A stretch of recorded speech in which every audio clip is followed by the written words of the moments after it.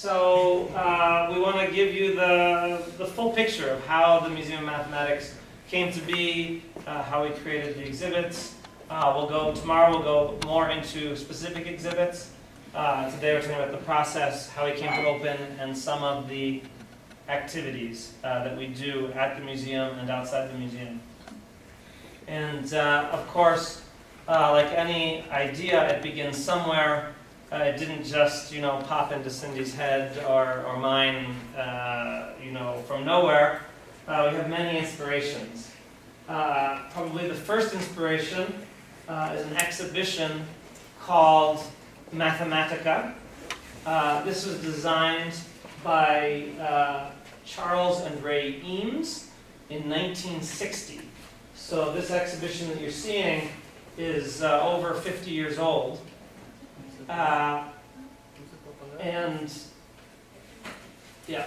Over 50 years old, but is still on display in a couple of places in the United States. One of them in New York City, in Queens. I have a copy of this exhibition. It was groundbreaking at the time. It was considered highly interactive because, for example, this exhibit here is about multiplication of three numbers. There's some buttons on the other side. You can push any three numbers. Suppose you push 3, 4, and 5. Well, a block 3 by 4 by 5 of lights would light up. And so you could see the physical realization of 3 times 4 times 5. And so that was a very new thing that the exhibit should change depending on some buttons that you would push. So it was groundbreaking. This is the first major hands-on math exhibition that we know of. I saw this as a child in Chicago at the time. Many other people involved with the museum saw this exhibition. It's the grandfather of mathematics exhibitions, so certainly one of our inspirations. Another important inspiration is the hands-on Museum of Mathematics in Giessen, Germany. It's about 45 minutes north of Frankfurt in Germany. It's called the Mathematicum. It opened around the turn of the century and is about 1,000 square meters and has been helping math museums throughout Germany and all over the world to open. So I visited here with my family a year or so before getting started with this project. So another source of inspiration. And the closest and probably most direct source of inspiration is that there was a very small, let's say about 50 square meters, or maybe a little larger, but a very small museum of mathematics in New York, on the part of New York called Long Island, just south of New York City. And this operated in a space about this size, just this size of this room, for 20 years. And they had many models.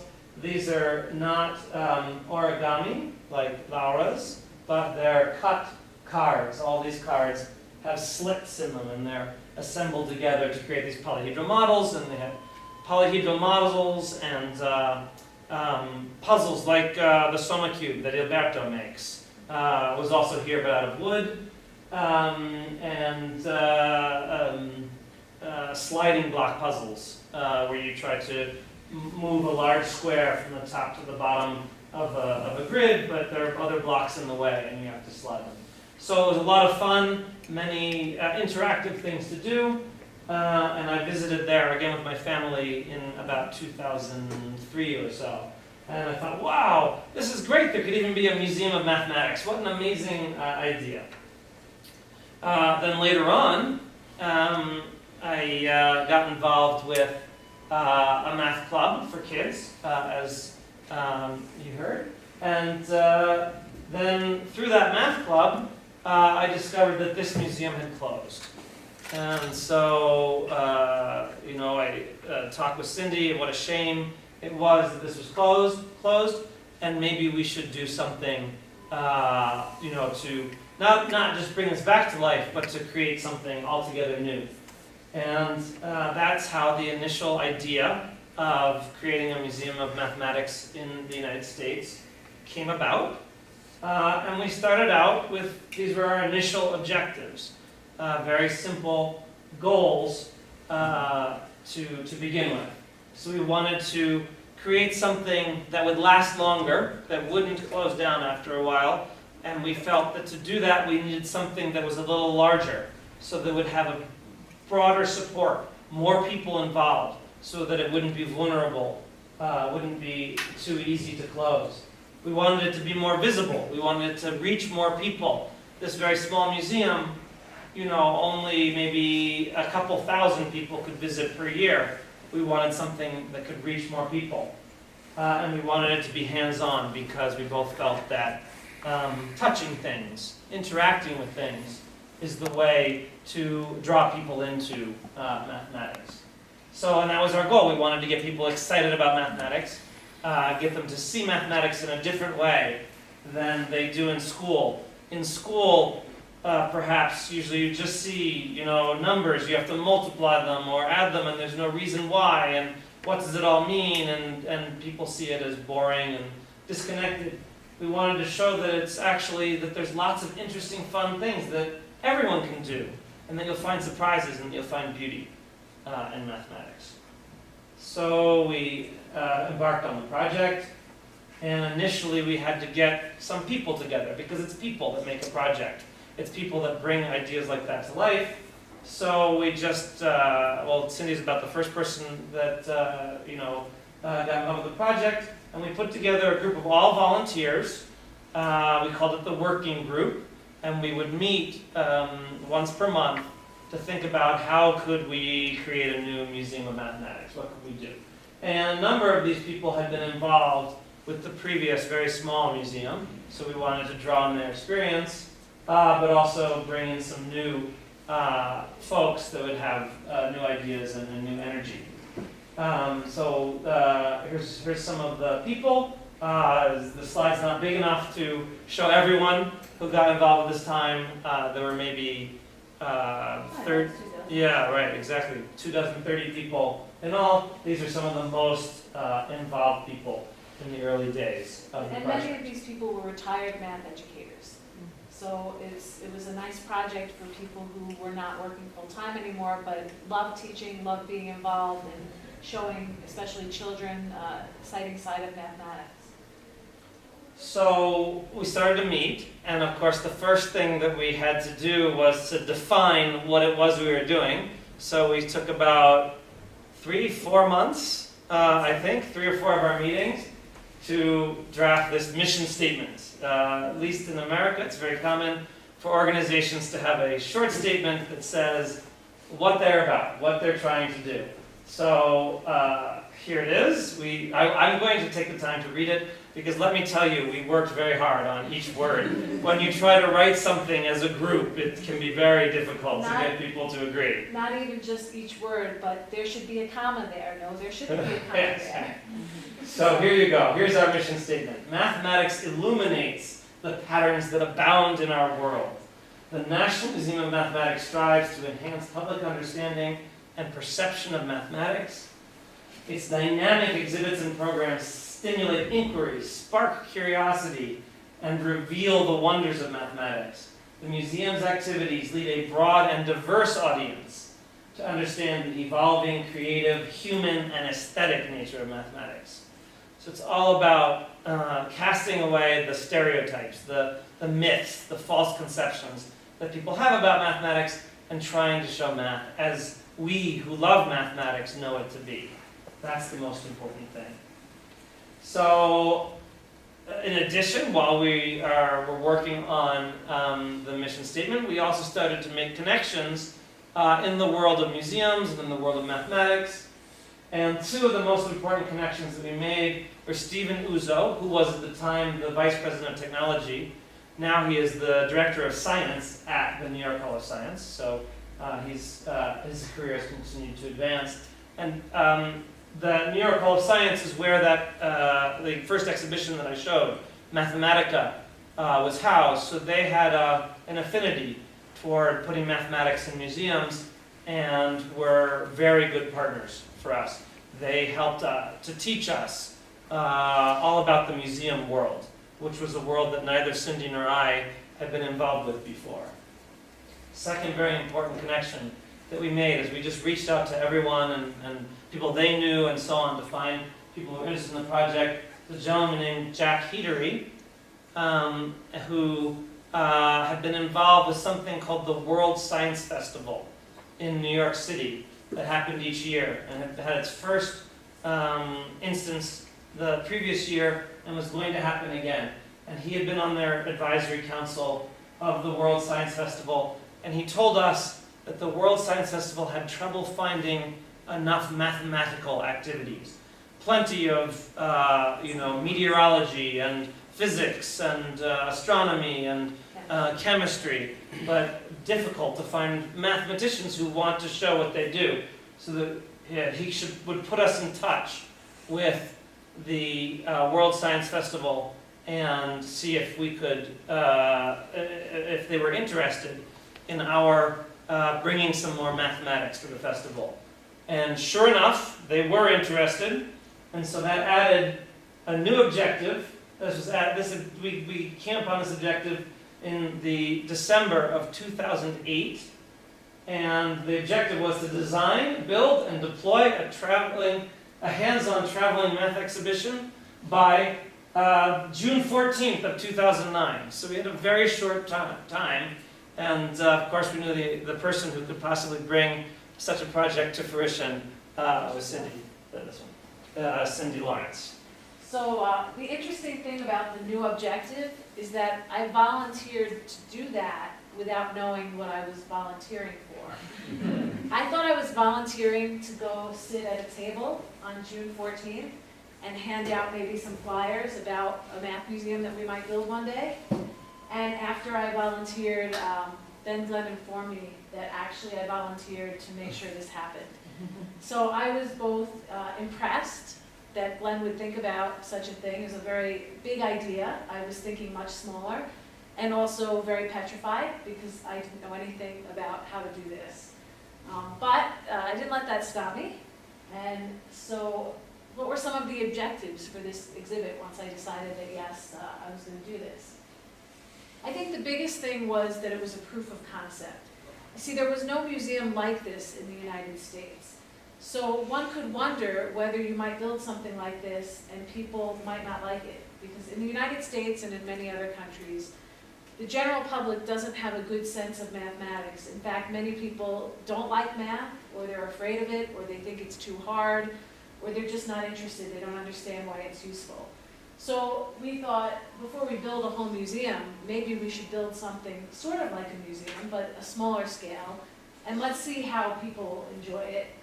So we did build that exhibit, and it did open on June 14th.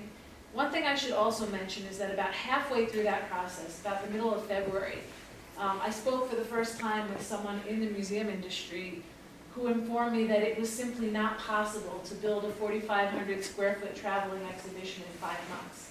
But by that point, we were almost halfway done. And so sometimes ignorance is a good thing.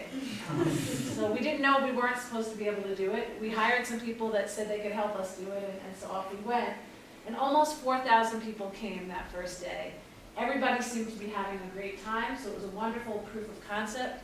In fact, there were a couple of people who came with their kids who got so excited about their own kids' reaction to the exhibit that they then approached us and signed on and became trustees of the museum, which is very important. In the US, to be established as a not-for-profit, one needs a board of trustees, and those trustees have a very important role of helping make sure the project moves forward in terms of funding, in terms of helping us make connections with other people who are interested.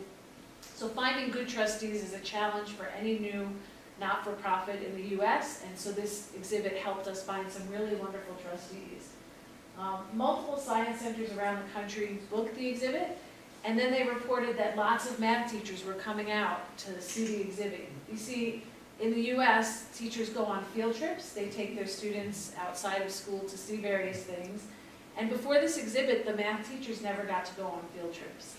The science teachers went to the science museums, and the history teachers went to the history museums, And so the math teachers were very delighted to suddenly have a reason why they could go and leave school with their kids and have a field trip. And all in all, about a quarter of a million people visited the Midway in its 5-year life. So we were very gratified. Let me show you what that, well, let's keep going with the objectives and then I'll show you the picture. So there were some other objectives that were very helpful. Opportunity to interact with the leaders of other science centers. So one of the things that Glen and I did was this exhibit started traveling the country, and everywhere it went, we went at least one time, and we asked the head of that museum if they could take an hour and talk to us.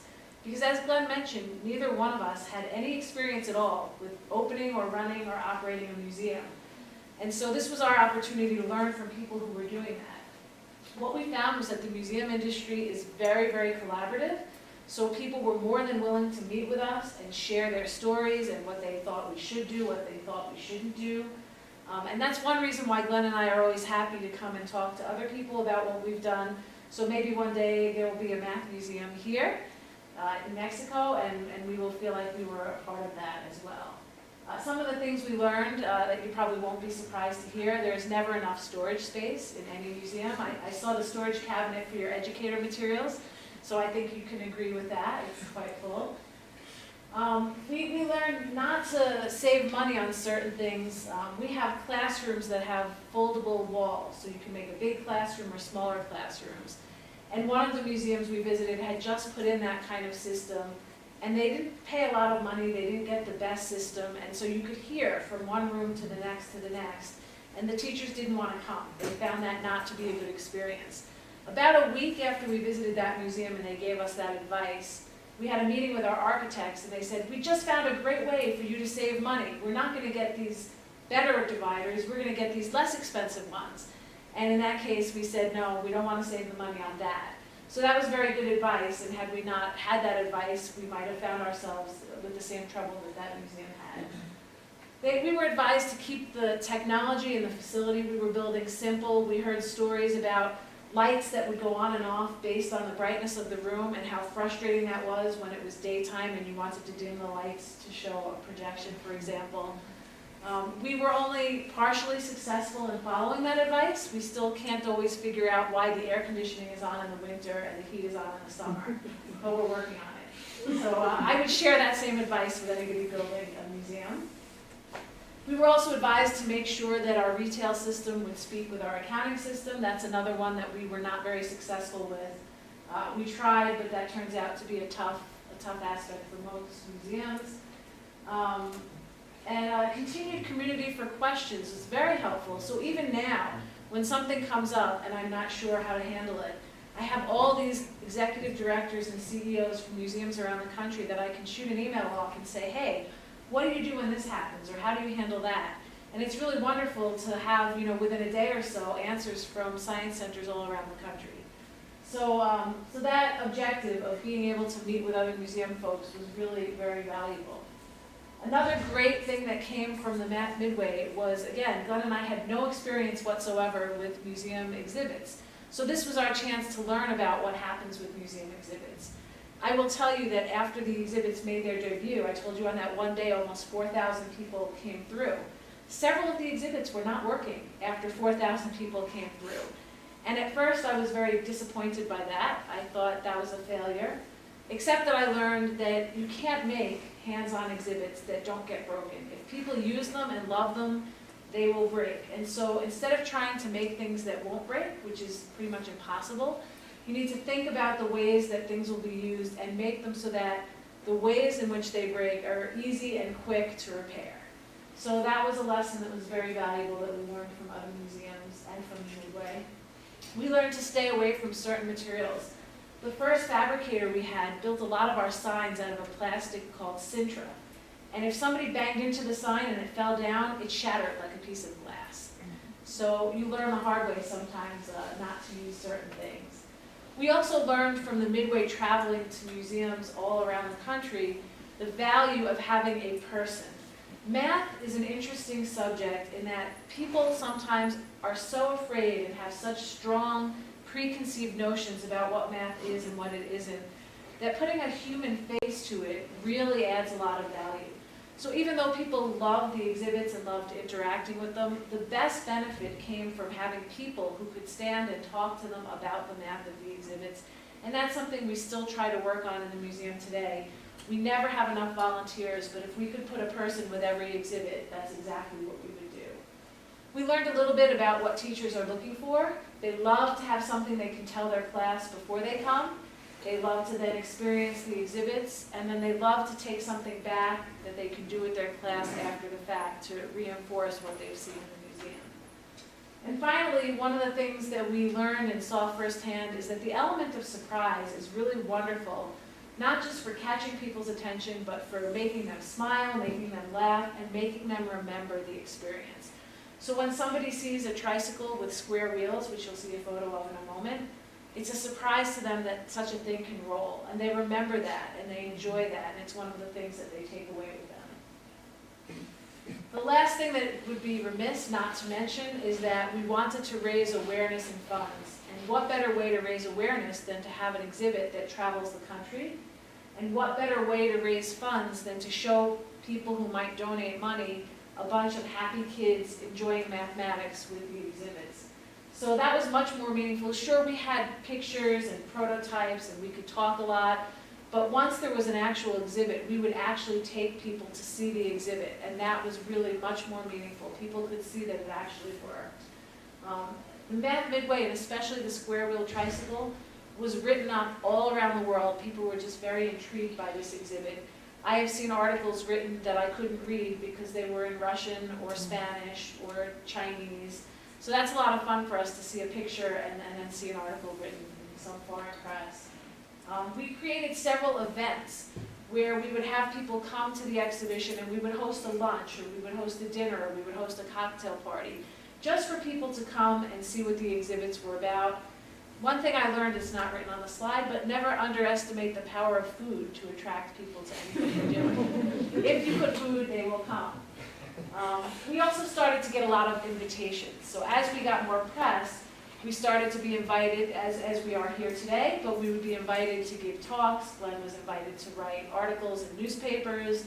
We were invited to participate in all kinds of programs around the country, including the USA Science and Engineering Festival. And again, that all fed into creating more buzz for math in general and for the Math Museum specifically. And because of all of this, I really say on the backs of this Math Midway exhibition, we raised $23 million in 18 months. So that was tremendous. When we first started, we thought we would open, now I have to use my American, 5,000 square feet is how many meters? I don't know, 450. About 450 square meters was our original intent, but because we raised enough money and there was so much excitement, we ended up being much larger, about twice that size in the end. So, and this is what we looked like on day one. So this is 5 months of effort, 4 tents and all those things that you see on the street and all of those people gathered around having fun. So this just goes to show what you can do if you are stupid enough not to know that you can't do it. And people had a good time, and this really was the start for us. And this was really a very exciting day. So here's the square wheel tricycle, and I have a couple of pictures of this because this is probably the most popular and the most printed exhibit that we have.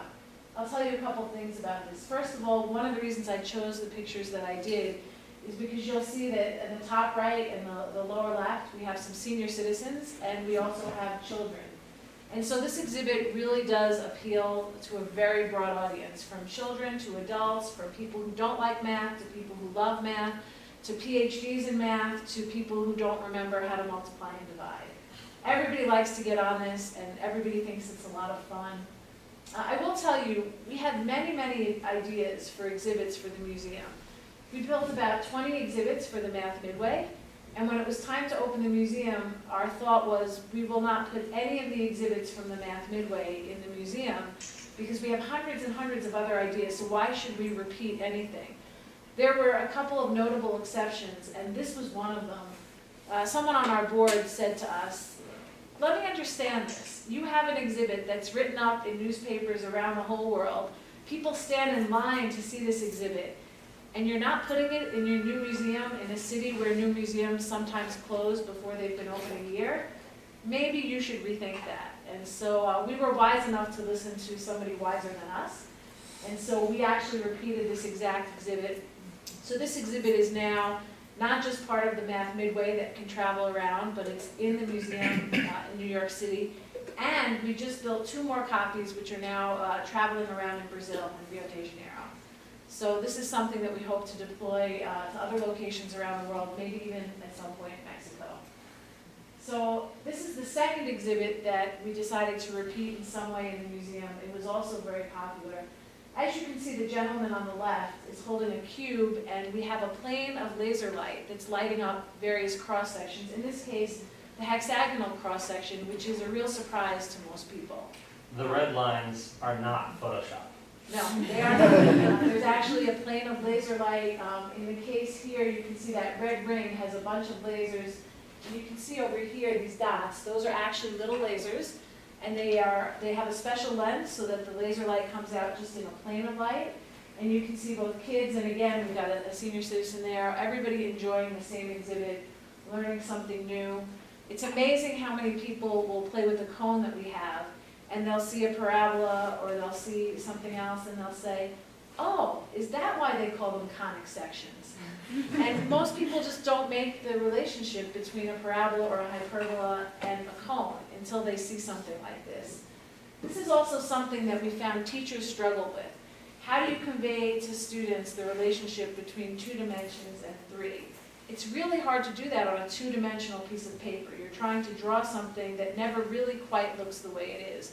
So teachers absolutely love this, and we decided to make a much larger version in the museum, which you'll see a little bit later, but we have, instead of the ring of fire, what we call the wall of fire. And you actually can walk your whole body through the plane of laser light, and you can see not just the cross-sections of solids like these, but you can see the cross-sections of your own body. So that's a lot of fun. Here are some other exhibits that we had in the Midway that were particular favorites. The one on the top left show 3 objects that are actually on rotating plates, spinning very quickly. And when you push the buttons in front, they slow down and you can see what's actually spinning.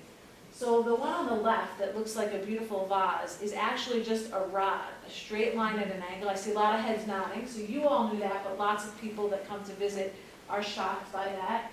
The one in the middle, any guesses? That one's a little bit harder. It's actually a cube on one of its points, on one of its vertices. And the one on the right is just a cylinder. It could just be a cylinder rotating around. It could be any number of things rotating around that would make that solid a revolution. But in this case, it's 3 intertwined ellipses. And so that's also very surprising to people. It's just 3 different elliptical cross-sections of the cylinder. On the right, we take a typical what do they call that, face booth? Photo booth. Photo booth, Apple's photo booth. But what we do is we show the mathematical formulas that are being used to transform somebody's face. And kids just love playing with this. They can also change the parameters, they can change some of the coefficients and see how that affects their image. We call that funny face. On the left, we have, bottom left, we have a monkey that's traveling a number line. And you see all sorts of little tokens hanging off each number. And what we've done is we've identified families of numbers. So there are some that are very easy even for younger students. I'm not sure if you can see one there, but there's a square icon that hangs off. Yeah, I don't know if you can see the square though, is the thing. But there is a square and many other things hanging off 64. So all the perfect squares have squares, but we also have fun things like pizza numbers and cake numbers, which some people have not heard of and which kids get a kick out of. I think you can see on 59 the symbol for a prime. And so kids actually really love exploring the number line when it's made visual and hands-on this way. And over on the right, we have a problem that was first posed by Galileo, which is what is the fastest way to get between 2 points, what kind of track, and the kids can actually adjust the track higher and lower. Many people, adults included, think the fastest track must be a straight line because, of course, the shortest distance between 2 points is a straight line, and so they're very surprised to see that, in fact, the fastest path dips down and comes back up again, and that's because the acceleration coming down, they pick up so much time on the outset that they never make it up on the straight line. But kids can explore that and find that out for themselves. And again, that's another example of the element of surprise being very important. Just a few more. On the left, we have what's actually an algebra exhibit disguised as a pirate boat. And we have gold doubloons, which are various weights. And then you can see on the left, there's Pirate X.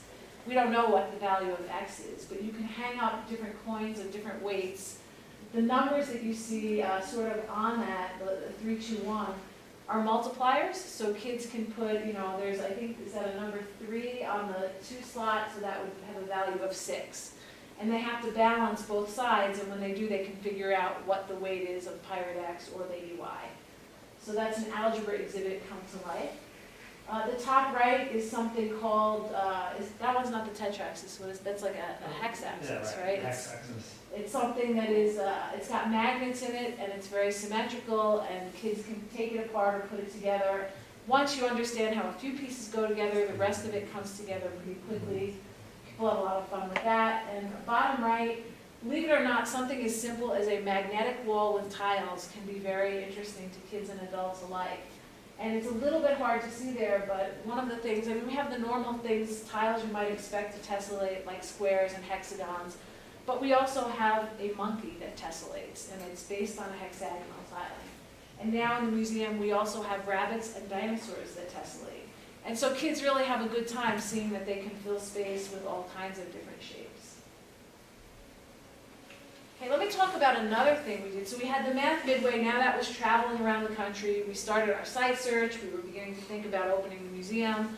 But we wanted to do something in the community to get started and to raise awareness even before we opened. Because I think our worst nightmare was, what will happen if we open and nobody comes? Right? It would be in the press probably for sure, but not for good reason. So we were really determined to build up a community of people that would sort of be ready to welcome us when we opened. And we were lucky enough to meet with someone who had a wonderful idea. He said, when you're a kid and you want to be an astronaut, lots of kids want to be astronauts, right? Everyone wants to go to the moon. Not very many people become astronauts. But yet, if you always loved the planets and space, now you're an adult, you can actually interact with other adults who like those things too. There are lots of amateur clubs where you can go out and look at an eclipse together, or someone has a high-powered telescope and you all get together and look at whatever stars are out that night. So people who love that kind of thing, loved astronomy, as adults they still have an outlet, a community. But what about all the people who loved math when they were kids, but then didn't go into math for one reason or another?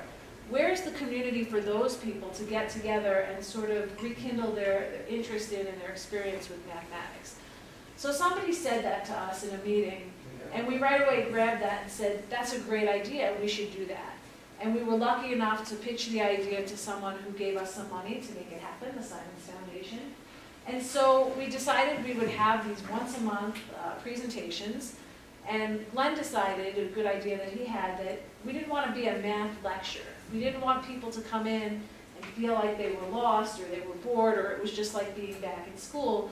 So every lecturer, every presenter we would have come in would do something hands-on. They had to do something that got the audience involved, so the audience was not just sitting. So the idea is that we would start to build a community. It was also very important for us to find space to have this series somewhere near where the museum would be.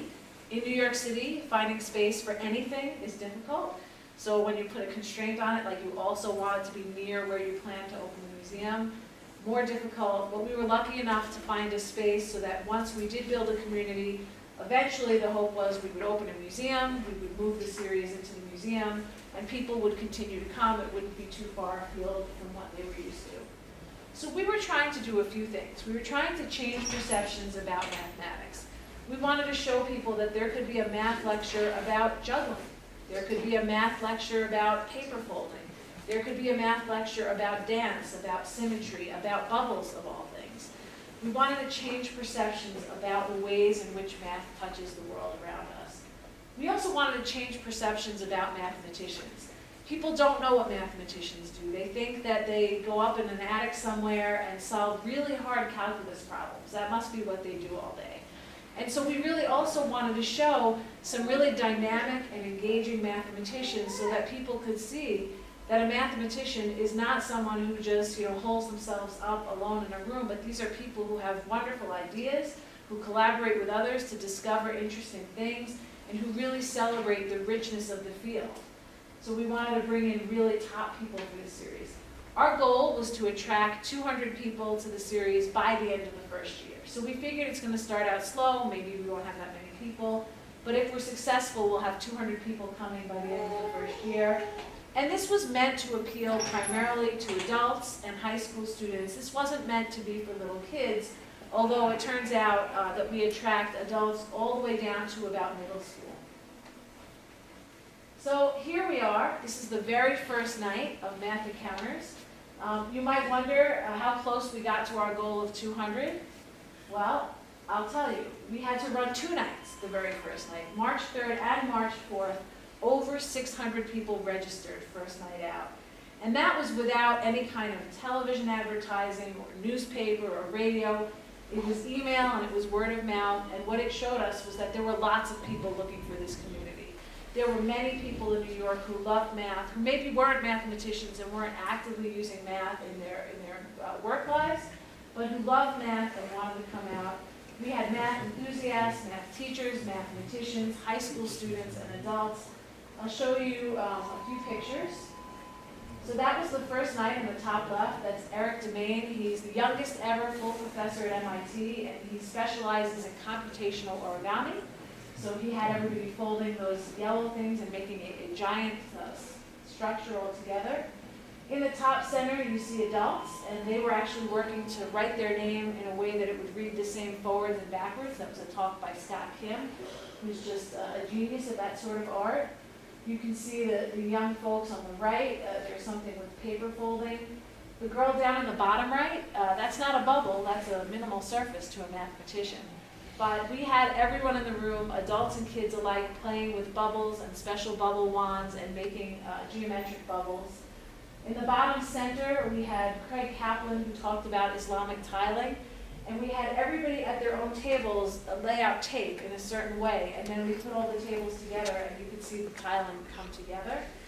And the bottom left is a more recent one. We had a gentleman come in, David Swart, who talked about how you make maps of something spherical. How do you flatten the earth to make maps?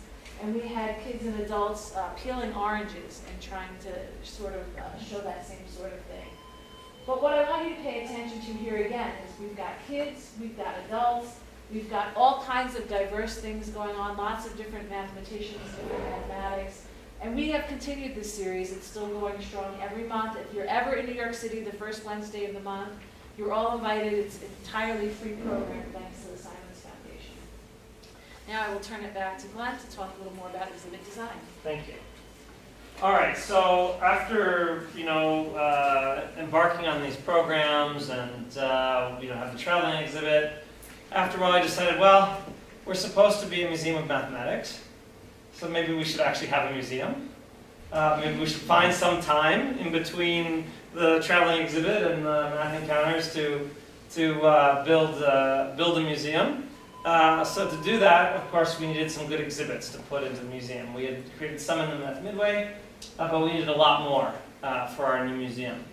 And we had the notion, as Cindy had mentioned, that we would build all new exhibits. So we needed them to come from somewhere. Where in the world could we get these ideas?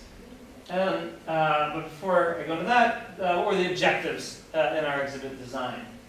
We wanted to generate 50 to 60 strong new ideas for math-oriented, hands-on interactive experiences.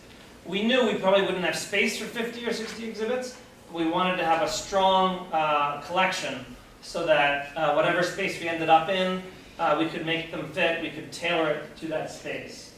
We wanted our exhibits, because of the lessons we learned in the Math Midway, we wanted them to spark wonder and surprise. We wanted them to create curiosity and engagement for students and for adults with mathematics.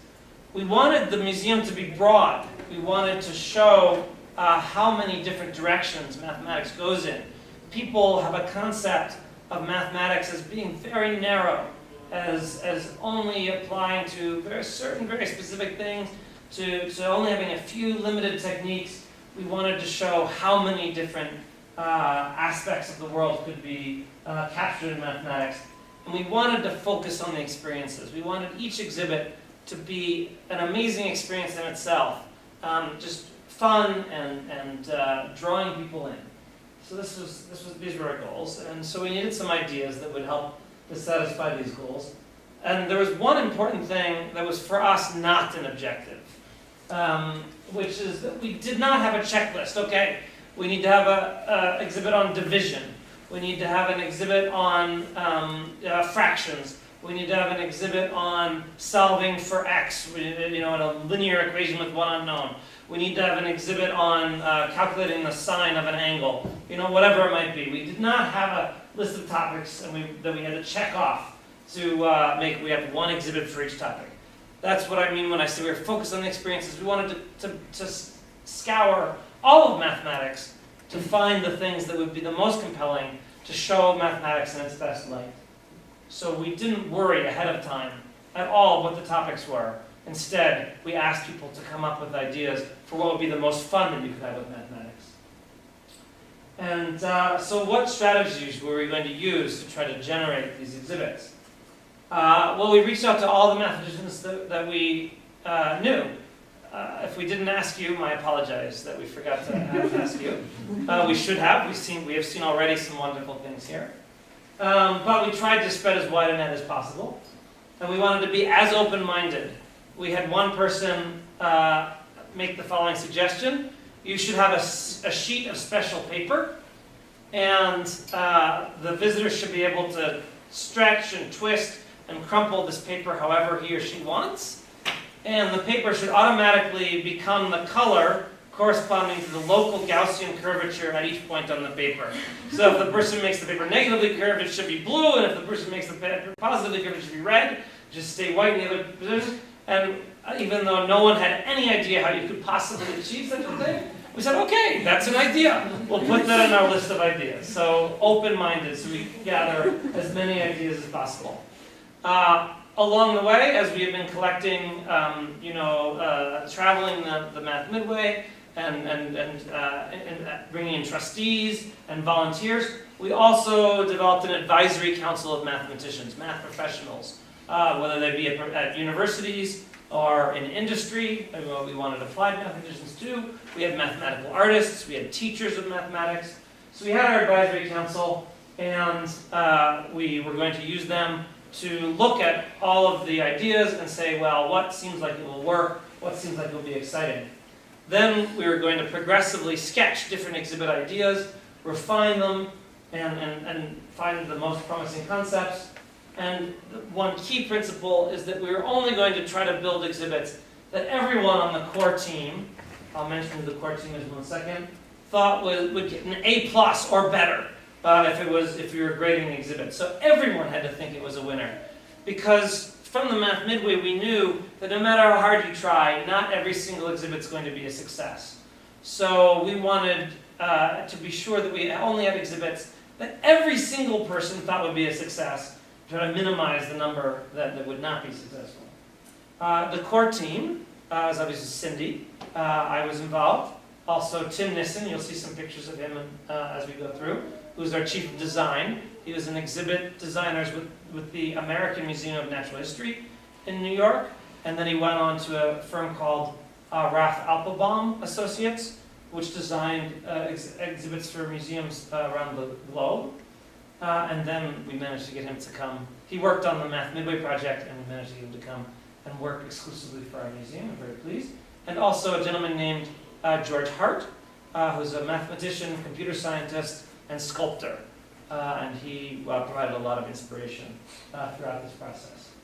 So the first thing that we did was we opened a little website. It was sort of a community website, the kind where you can edit it. Everyone can edit it, him or herself, called a wiki. And we just sent the address to all the people we knew and say, hey, give us your ideas. And over the course of a little over a year, the site evolved with everybody editing it. And it started to organize itself. And we started to have not just exhibits, but whole categories of exhibits. Here are some of the categories. It goes off. I couldn't fit it all on the slide. But it goes on and on with all these different possible types of exhibits we have. And if you were to click on one of these types of exhibits, here's the mathematics of chance. And there would be these little narratives of many different exhibit concepts that people had contributed. And by the time we were ready to really begin assembling the new collection in the museum, we had over 400 different exhibit ideas on this little website. The power of crowdsourcing at its best. And we had to find some way to winnow through this to start our new exhibition. So we printed out a little headline for every one of these 400 exhibit ideas. And we put all the headlines. So for example, here, you probably can't read from where you are, giant hyperboloid that you stand inside of made of bungee cords. So there's one of our many exhibit ideas.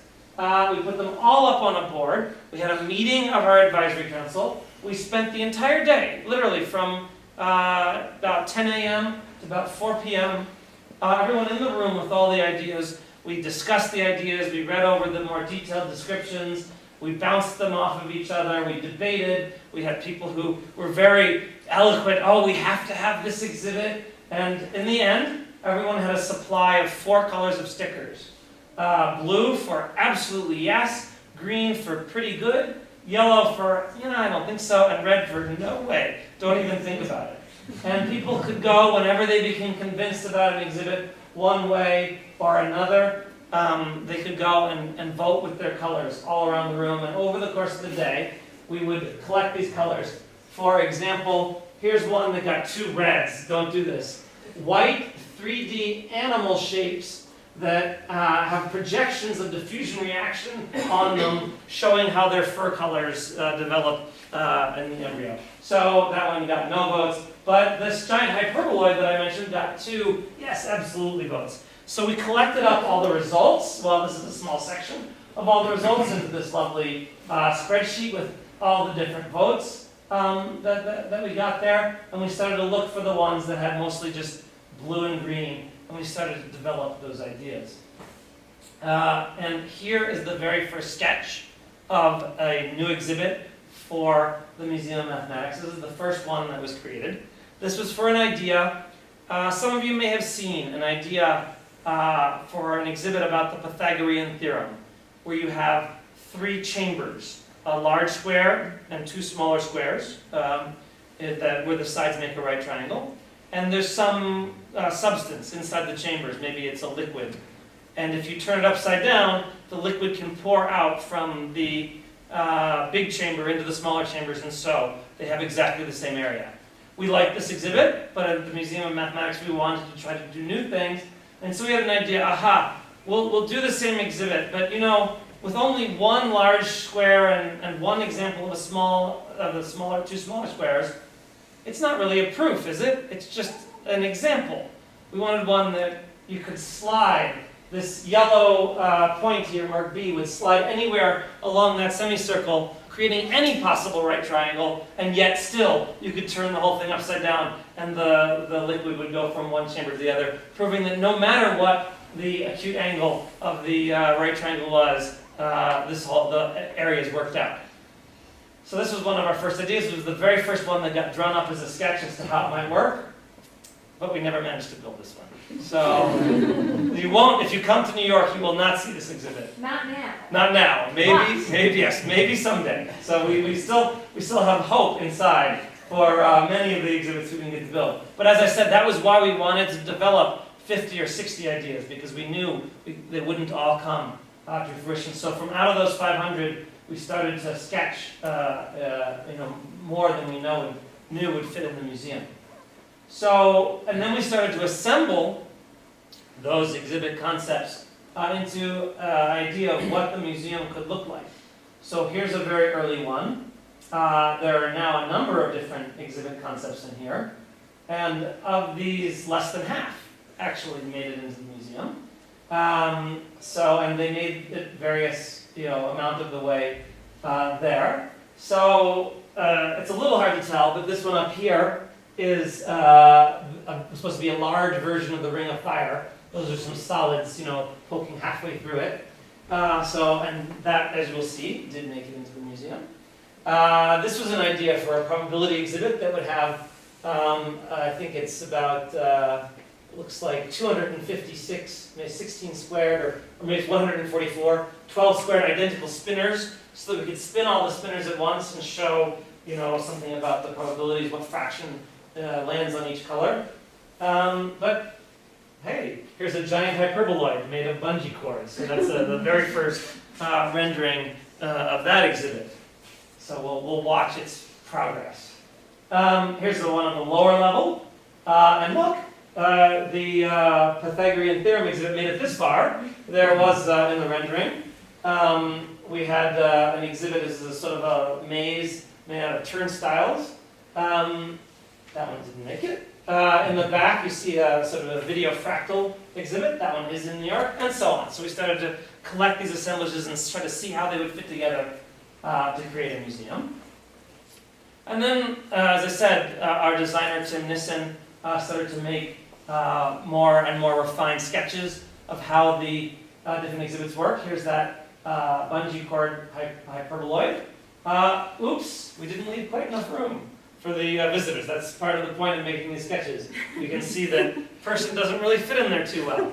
Okay, so we revise. We start to make some more technical specifications. Now we have dimensions that will leave enough room for the people. Put those together into something we could send out. Oops, wait a second, what happened? She's still not fitting. Okay, we can fix that. All right, very good. Now we have one. This is the actual sheet that went out to a professional fabrication company. So there are companies that will actually create, when you want to make one of something, you don't want to make 1,000 or 100,000 or 1,000,000 of them, you just want to make one. Fabrication companies that will develop a way to make a single unique object. This is what we sent to them to get a price on. Yeah, please. So we had a whole book of pictures like these for every exhibit, and we sent that book around to probably 10 or 12 different of these fabrication firms. And what was very interesting was that everybody agreed all the exhibits were wonderful. They looked like they would be really successful if they could be built. But many of the fabricators would look at some of these pictures and say, but it's impossible. There's no way to do it. We were very lucky. They didn't say that about the same exhibits. So we managed to find one fabricator for each exhibit that we built that said, oh, we could do this one. The other ones, they're impossible, but this one we know how to do. And so we ended up, instead of having just one or two fabrication firms, we had about 5 different firms. But that's how we were able to get these things built. Right. There were a couple of exhibits that nobody could figure out how to do. We'll see one of those in a bit that went by the wayside for that reason. Okay, so, but in parallel, and you can see, we had to go into a fair amount of, detail about how could you build such a thing, and what could the internal structure and so on. So there's a lot of design details. And this is just one of, in the end, on opening day, we had 36 exhibits, 36 exhibits. So there was a lot of planning involved in this stage. But in parallel with all the, drawing and design, we needed to do some physical prototyping. And here is the first physical version of the hyperboloid with Cindy there. We just built it so that we could see that all the chords would stay taut and it would make a nice shape and so on. So we built it in the museum. And you should know that those 2 rings are cardboard, and those are really just yarn, red yarn. So there's nothing real about that, although it looks surprisingly like the real one. It was just cardboard and strings, just to see what it would look like in a space. But it was a really good proof of concept. And then, of course, once we hired a professional fabricator, they did a wooden prototype so that we could see, does somebody fit in there? How do these cables? In the end, bungee cords were too dangerous because they stretch and they snap, and a visitor could get whacked on the side of the head. We didn't want that. I'm going to throw in my favorite story here too. When this was a little further along and there were more strings, we ended up using airplane cable. I always would think about my oldest son, who was very mischievous, and I would think, what would he do? And then I would try and ask the fabricators, well, what if a kid does this or that? So in this one I said, well, what if a kid puts their head in there and they've got the strings around and another kid is spinning? What will happen? And everyone said, well, we don't know, let's try it. So Glen put his head in there, and Tim started spinning, and Tim's like, oh, it feels really smooth and all that. As he's talking away, spinning around, Glen is turning red and purple. No, we did not put a picture of that. And I was videotaping this, so I have this videotape. And when we came back to the, so of course they had to end up putting something in, some releases up at the top, so if the tension gets too tight, the cable will come out, so nobody can get hurt. But I brought all those videos back. I wanted to share some of the videos with our board, and so I asked someone who's more technologically savvy than I am, here's all these videos I took, can you put these on a memory stick so I can share them around? And he had never seen any of the exhibits before, and he didn't know what they were called. But I do remember that he entitled that video, Glen Almost Dying. But I did not die. So then here it is. Here's the finished exhibit in the museum. So this is one that made it. You know, it's through the possible tribulations of coming into fruition. So that's sort of the life cycle of one of our designs. And so just to summarize that up, as I said, we started with over 400 concepts from a very wide body of contributors. And then it went through, you had to like running, a gauntlet of all these possible pitfalls and traps where an exhibit could fall away. Then we wanted to make sure we had enough at the end. So we did initial concept sketches that you saw some of. If they didn't seem to feel or look right in the initial sketch, no good. They had to get a rating of better than excellent from all 4 members of our team. If they didn't, bye-bye. We're not going to waste our time with them. Before you continue with that, you can imagine that when it was 2 and 2, it was sort of easy to cast an exhibit aside. But every so often, it was 3 people who wanted an exhibit and 1 person who didn't. And we didn't just throw the exhibit away. There would be an intense lobbying session. Can we improve it? Where the 3 who wanted the exhibit would say, but why? Why don't you want it? And then there would be redesigns and more pictures, and hopefully, eventually, the 3 people would manage to convince the 1 holdout that yes, this was now an excellent exhibit. And so the exhibits went through some serious modifications. And the 4 of us on the team, only 2, Glen and George, were mathematicians. Tim and I were not. And so part of what we were trying to do, or especially what I was trying to do, was be the visitor who's not the mathematician, the one we want to change perceptions. And sometimes I would say, it looks like you guys are really excited, but I'm lost. And if I'm lost and our visitors are lost, then it might be a counter mission exhibit where someone comes in and says, yep, that math is too hard after all, I always knew that. And so we didn't want to have anything like that. So those sessions really sometimes were quite interesting. Then we would make more detailed drawings, as you saw. We would try to come up with potential mechanisms to actually make this work, see if we could think of any possible way. We'd do some internal prototyping, as you saw. If we couldn't get something like it to work, and say, oh, maybe we shouldn't do that. We then had a big book of exhibits, and we went around to other museums and say, hey, would you look at our book? Do these seem realistic to you, and do you think these would be safe? And we went to one of our advisors who we came to know through the Math Midway, said, well, this one could kill a kid. So we ripped that one right out of the book. We did focus groups with some of our advisors, some math educators. Would you take your class to see this exhibit? Would they like it? Would they get something out of it? We tried to find things to be valuable for the community. We had to do fits into the final museum floor plan. Do we actually have space for this exhibit? We definitely lost some at that point. We just didn't have room for them. We built up final bid documents that went to professional fabricators. And again, we had to have somebody actually bid on the exhibit, otherwise we couldn't build it.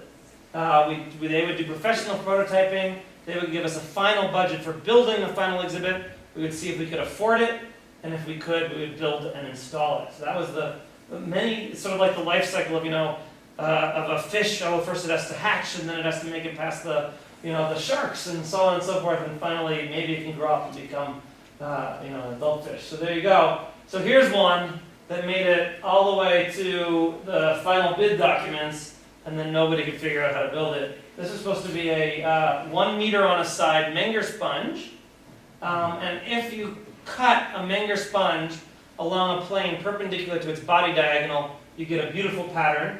which you can see a hint of here. You can't see it too well here. That's on purpose, because if you don't know what happens, you should think about it or try it. It's really a remarkable thing. So we wanted to have a giant 1 meter Menger sponge that visitors could pull apart and see the structure inside. And all these tiny little holes in a giant cube, 1 meter by 1 meter by 1 meter, no one could figure out how to build that because it's too difficult to machine literally thousands of small square holes through a giant cube. So again, this is one that's on the pile of hopefully someday.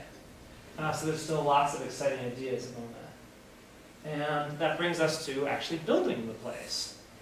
We have all these exhibit ideas. We want to actually, as you can see, we eventually got to the point of building something there. This is Momath as a construction site. And we wanted to find a place to create this and to actually turn it into reality. Before you go forward, I'll just say, somebody, again, wiser than I am, told me at this stage, if you want to raise some more money, people like to put hard hats on. You should offer some hard hat tours. And sure enough, I think all the people in those white hats were from a corporation in New York City that ended up sponsoring one of our exhibits. Right. So yes, people like to put hard hats on. If you decide to build something new, bring people in for a hard hat tour. Okay, so again, what were the objectives of the actual building? We wanted to create a clean, modern space that would not distract, but instead would put the focus on the exhibits themselves. These exhibits that we devised had a lot of infrastructure. We needed a place to put all of the, some of them had, a lot of computing power behind them, so we needed a place for the computers. They might have safety mechanisms. We need to be able to hook those up. We need power, etc. But we also wanted to create an environment that spoke of the beauty of mathematics and the fact that it surrounds us. So we wanted an environment that was imbued with mathematical detail in many different places in the structure. And we wanted to make sure that as soon as somebody first walked into our museum, it immediately creates an environment that starts to have them question their ideas about mathematics and to see mathematics as creative and exciting. So the first thing to do is pick a place, and finding a site for the museum was itself an entire process. The initial mandate from our Board of Trustees was it should be somewhere in Manhattan. Well, Manhattan's fairly large. I had never lived in Manhattan. Cindy had never lived in Manhattan. We didn't really know where to look. So we needed some criteria for what would be a good site. We wanted a ground level entrance, so you could walk right in from the street and have a shop right there and have an entrance to the museum, a lobby to draw you in. We wanted to have at least 900 square meters of exhibition space. Why 900? Well, when you convert it to feet, that's 10,000 square feet. So it is a round number, but only in our crazy American units. So we wanted to have good public transportation. We want to make it easy for people to get to our museum. We wanted to have plenty of ceiling height. As you saw, we used that very vitally in the Hyperboloid, but for many other reasons. We want good ceiling height. We needed to have large, clear spans, not too many columns coming down into our space, to have room to fit in our exhibits and to be flexible with the space. And we wanted to have usable outdoor space where we could have some outdoor exhibits. And the saying, you can't get everything. So we, of course, didn't end up satisfying all of these. It was the usable outdoor space in Manhattan that ended up going by the wayside. The large ceiling height, we only got halfway because our ground level has tremendous ceiling height and our lower level does not. Not so much, right? Okay. So we hired an agent who was more familiar with real estate in New York City and with the needs of not-for-profits. And we started to visit places. Here, the red dots are all of the different sites that we actually went. We reviewed many more sites than this. These are all the sites that we actually went to visit, to walk around in the space and see, could the museum fit there? And as you can see, it's quite a few spaces. So, and this process took us a year. Right. So we needed to have some way of choosing from among these spaces. And for that, we needed to have a space program. Here's what I thought of when I thought of a space program. But no, that's not what it meant in this instance. this is our actual space program, which I have converted to square meters along this side. We used the silly numbers on the left, but here you go. We had to talk about what were the things that we needed to have in the museum and how much floor area would each one take up. And then we could apply that to the different spaces, see how each one of the spaces would stack up against that program. And we did these things called test fits with our architect, where, which portions of these spaces. So the top row of 3, that's one site where we did not end up. And the bottom, these are the 2 levels of the place where we actually did end up. And just try to see where did we fit in better. One interesting point to note is the place where we ended up, we saw on the very first day we started looking. Remember I told you it took a year. We saw it, and our real estate agent told us, when you see a space that's possible, we will start negotiating the lease right away, because A, it takes a long time in New York, and B, deals die all the time in New York. And so whatever space you end up with, the deal will probably die at least 2 or 3 times before you end up with it. So we'll negotiate everything simultaneously, and let's see if there's any spaces left at the end. And sure enough, this particular deal died twice along the way before it was resurrected twice, and we ended up with it.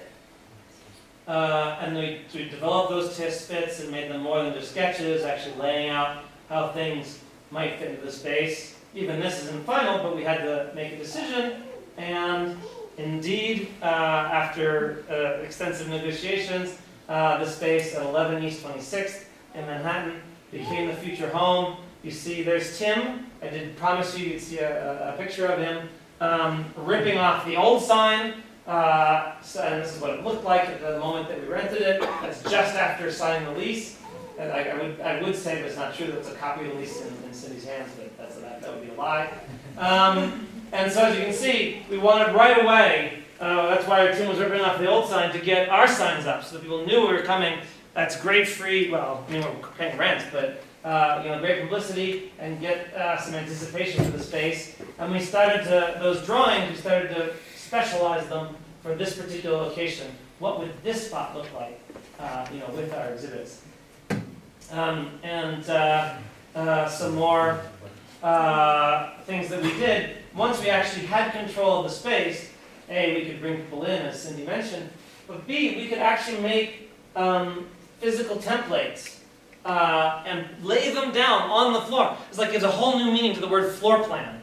This was a one-to-one floor plan. We could see how the exhibits would fit. So we made huge paper templates. We put them into the space. Ironically enough, this template right here was the footprint of that Menger sponge exhibit. So you can see it was still alive at this time. This would be a solid cube. This would be the divider, so you couldn't see. And this shows the 2 halves of the cube pulled apart. And there's another thing to notice there, about halfway down on the right side. We also printed giant pictures of the renderings of some of the exhibits.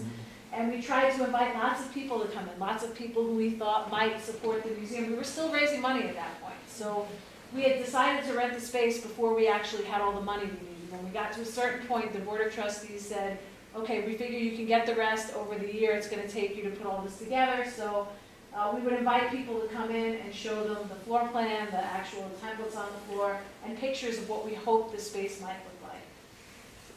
And then we took the information that we gained by putting those pieces of paper on the floor and started to fit our actual exhibits, the list that there was at the time.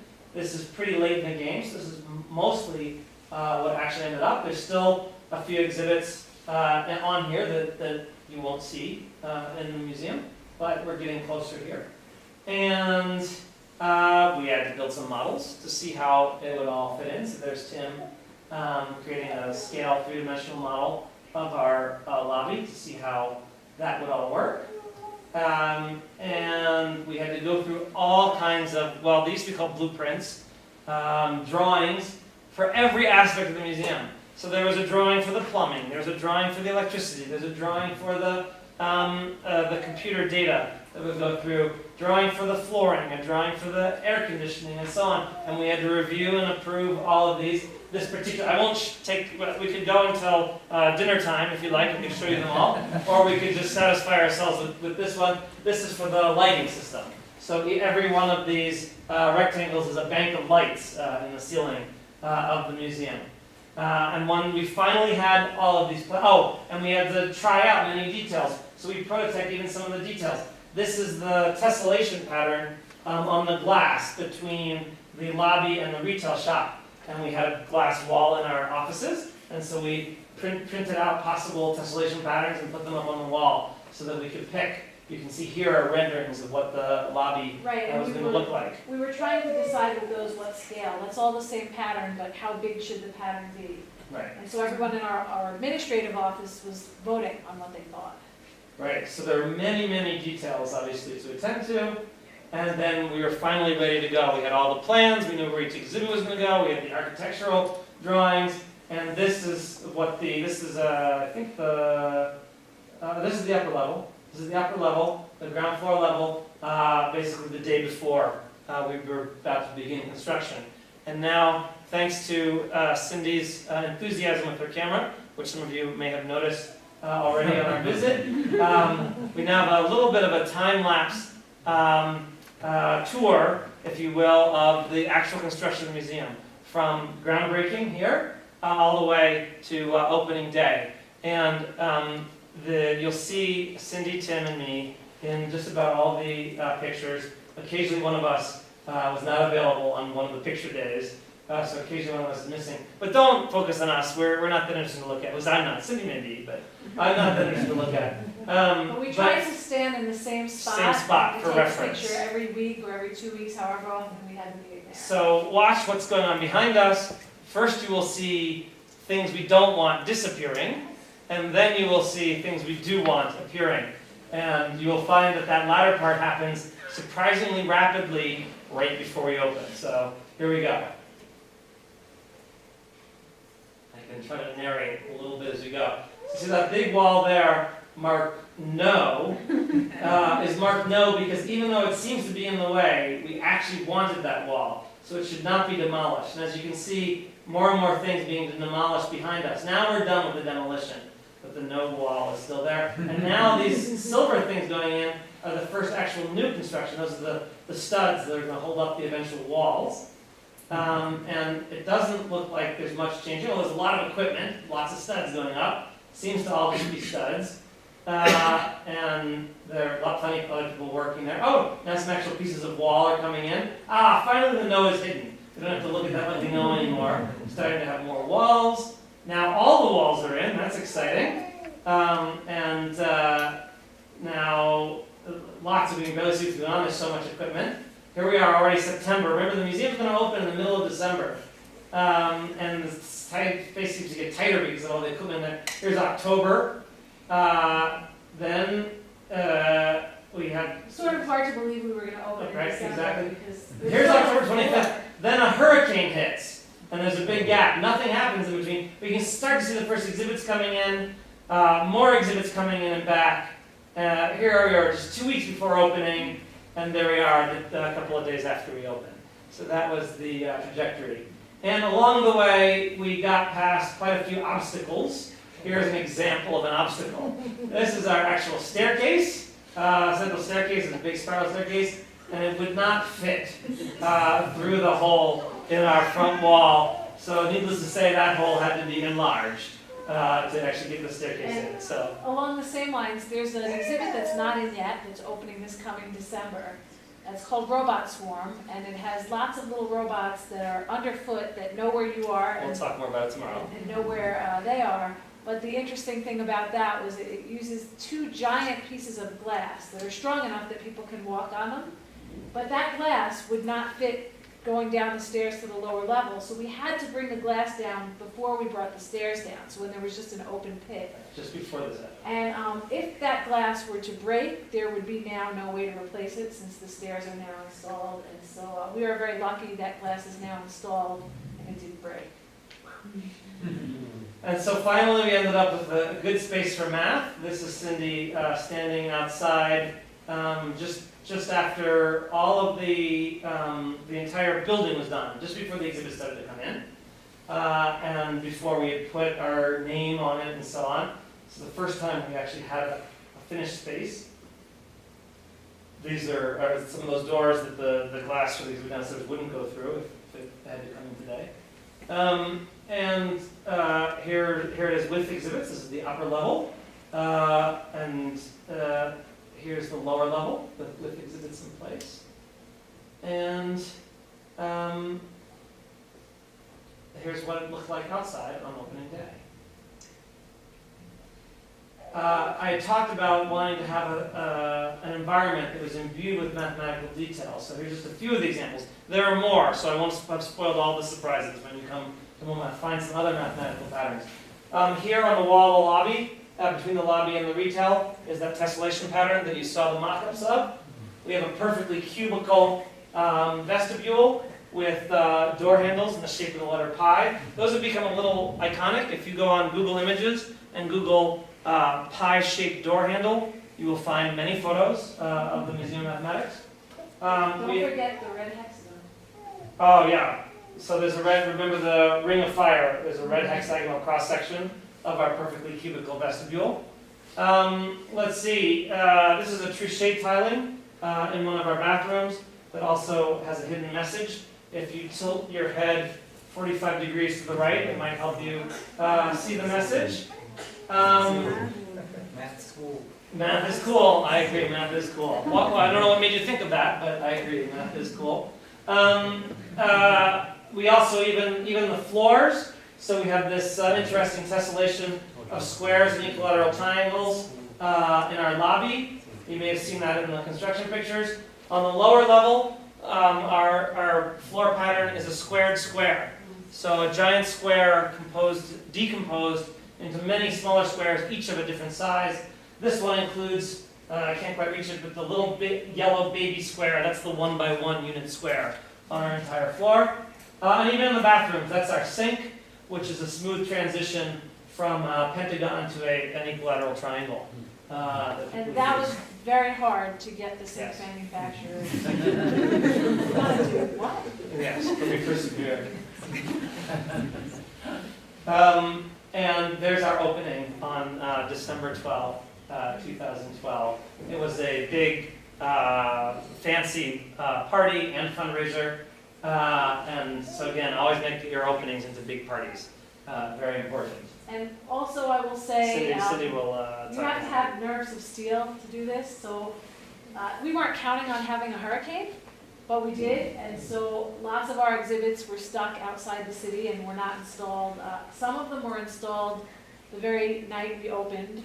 So this particular exhibit, which is the square wheel trike, was not installed in the museum at 6 o'clock when we went to a black tie dinner, after which we were escorting almost 400 people into the museum. The centerpiece exhibit on the ground floor is the square wheel tricycle. So at 6 o'clock, no tricycle. At 8 o'clock, as we walked back, I really hoped it would be there, and it was. So that was fun. So now we can talk a little bit about the impact that we hope we're having with the museum. Now we've been open for almost 2 years. So what kind of impact did we want to have? The bottom line is we want to change perceptions about mathematics. And I just listed a couple of bullet points here as some of the ways that we want to change perceptions. So most people, if you ask them about their experience with math, they would never use the word fun. We wanted to show that math could be fun. People think about math as being black and white. It's something you do with a pencil on a piece of paper. We wanted to show that math can be colorful. People think about math as having very rote recipes that you follow to solve problems. They don't realize that it's a creative endeavor, that you can think what would happen if, and you could explore that. So we wanted to show the creative side of math. We wanted to show that math can be an exploration, that sometimes you might not know what exactly is going on, but you could play with something and come away with some new learning. We wanted math to be a full body experience. Again, people think about math as being something that you sit at a table and the only exercise you get is moving your hand. So we wanted to show something different. And finally, we wanted to show that math involves collaboration.